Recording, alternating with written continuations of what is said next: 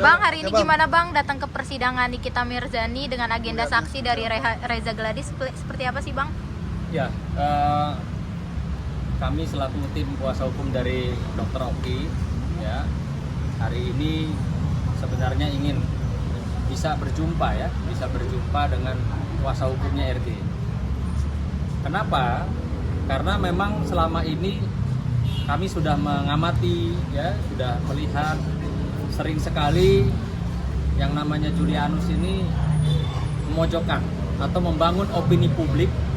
Klien kami seolah-olah adalah seorang sindikat, yang dimana sindikat itu adalah satu predikat yang sangat-sangat negatif, sangat dapat mencemarkan atau merusak nama baik klien kami Dr. Oki yang belum pernah tersangkut urusan hukum, apalagi ada putusan hukum dia sebagai terpidana. Maka tadi kami selaku tim kuasa hukum pengen, ya, berjumpa secara profesional yang seharusnya kalau seorang pengacara berbicara, apalagi di hadapan teman-teman media, dia harusnya bisa menunjukkan bukti. Kalau dia bilang Dr. Oki adalah seorang sindikat, dia harus bisa menunjukkan bukti. Apakah ada putusan hukum yang inkrah, apakah ada laporan polisi, apakah klien kami menjadi tersangka, ya. Bahkan di persidangan, ya, kawan kami Nikita Mirzani saja Dr. Oki tidak menjadi terdakwa.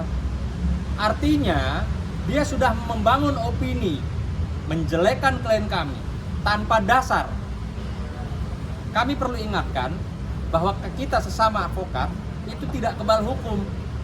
Ketika dia menyampaikan ke hadapan publik dan tidak bisa, ya, membuktikan, maka akan ada upaya hukum dari pihak kami. Bang Lahat menambahin. Ya, teman-teman semua, bahwa hari ini sebenarnya kita lihat sangat ramai, ya. Karena hari ini puncaknya pemeriksaan namanya saksi korban. Dan kehadiran saksi korban itu menunjukkan bahwa dia harus bisa simetris antara keterangan dia dan juga keterangan dan alat bukti yang lain. Saya dari awal saya sampaikan bahwa Nikita itu bisa bebas kalau keterangan dia sebagai saksi tidak sejalan dengan alat bukti, tidak sejalan dengan saksi-saksi yang lain. Karena kalau bicara tentang pidana, bicara tentang alat bukti. Alat bukti ada 5, keterangan saksi, petunjuk, surat. Kita juga ada keterangan dari para terdakwa, keterangan ahli. Nah, kalau itu tidak simetris, memang Nikita menjadi wajar untuk dibebaskan. Ini Nikita belum bersalah loh. Posisi dia itu masih terdakwa, tapi belum dinyatakan bersalah sebelum ada putusan pengadilan yang inkrah. Karena kalau ada putusan pengadilan Nikita bersalah, udah pasti ada upaya hukum banding dan seterusnya.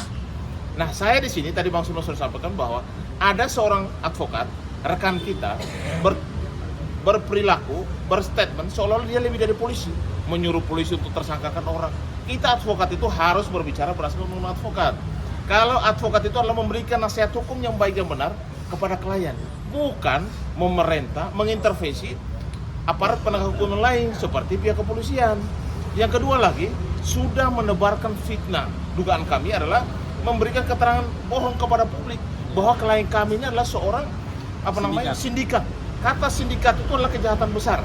Makanya kami minta hari ini kami datang nih. Maunya biar ketemu sama dia, kita mau ada press conference bareng nih, atau duduk bersama kita diskusi bareng. Bahasa sindikat itu dia harus cabut, dia harus minta maaf. Kalau tidak, pasti kami akan ambil upaya hukum. Karena kata sindikat itu adalah kejahatan besar. Pernah nggak klien kami si Dr. Oki dilaporkan atau jadi tersangka atau jadi terdakwa? Dia kan belum pernah. Lalu kata sindikat itu berasal dari mana? Makanya sebenarnya kami datang minta klarifikasi yang bersangkutan. Kalau memang kata itu tidak ada dan dia salah ucap, sebagai advokat lebih baik gentleman, dia minta maaf. Kalau enggak, kalau dia tidak datang ke kantor kami yang datang ke kantornya dia. Supaya kami mau konfirmasi kepada yang bersangkutan, kenapa dia bicara tentang sindikat kepada klien kami Dr. Oki. Dia harus bertanggungjawabkan itu, ya. Bang, tadi Reza Gladys juga pada saat memberikan kesaksian dia menyebut Dr. Oki adalah orang pertama yang memberikan nomor mail dan akhirnya berujung dugaan Ya, pemerasan. sekarang pertanyaan saya, ya, memberikan, emang klien saya ujuk-ujuk memberikan gitu kepada DRG? Kan tentunya atas permintaan, ya, atas permintaan. Jadi ya kita sama-sama tahulah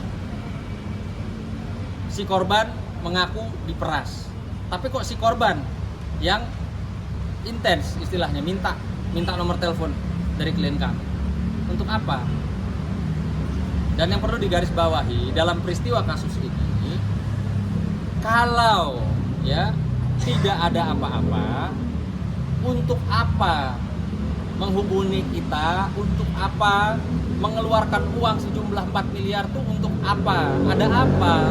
4 miliar duit yang sangat besar loh. Ya.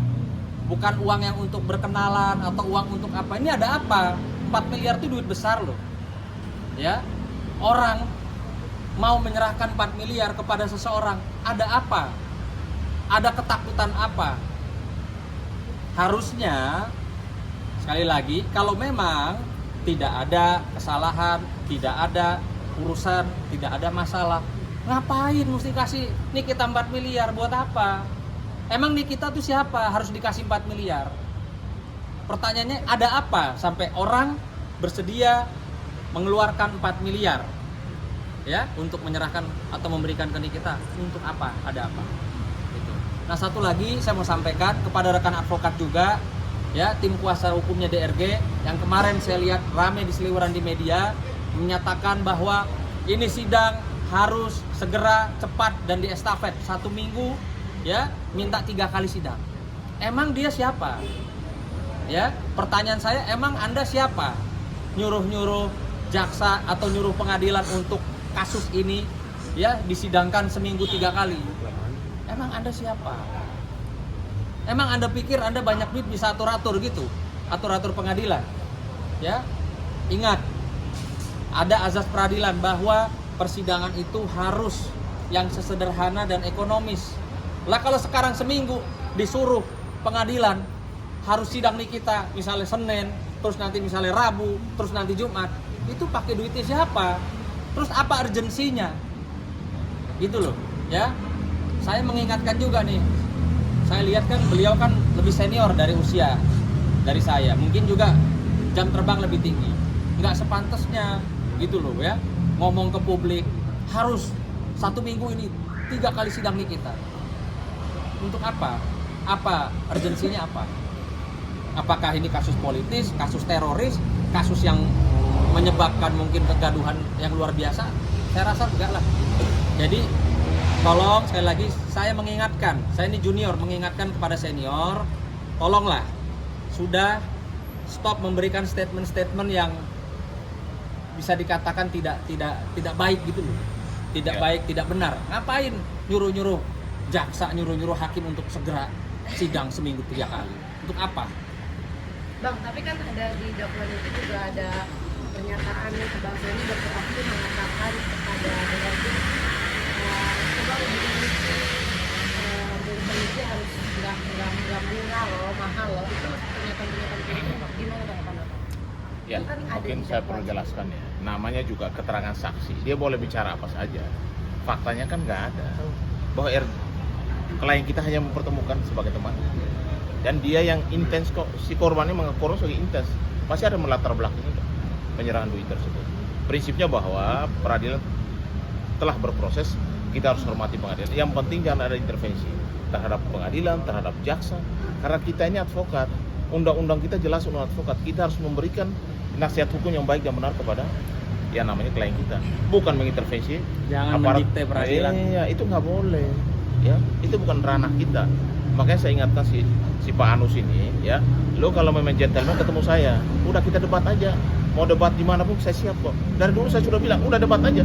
Saya akan minta klarifikasi. Kenapa dia bilang Dr. Oki itu adalah sindikat? Dia harus pertanggungjawabkan perbuatan. Omongan dia, omongan yang gede itu loh, ya seliuran kemana-mana. Kalau lu udah datang ke kantor saya datang ke kantor kamu, gitu loh. Kita biar jelaskan dan selesaikan urusan ini, karena ini fitnah. Dan saya yakin adalah kebohongan publik yang sangat besar. Iya. Bahasa yang namanya sindikat itu adalah kejahatan besar. Makanya dia harus buktikan itu. Oke? Oke. Cukup ya? Cukup Bang.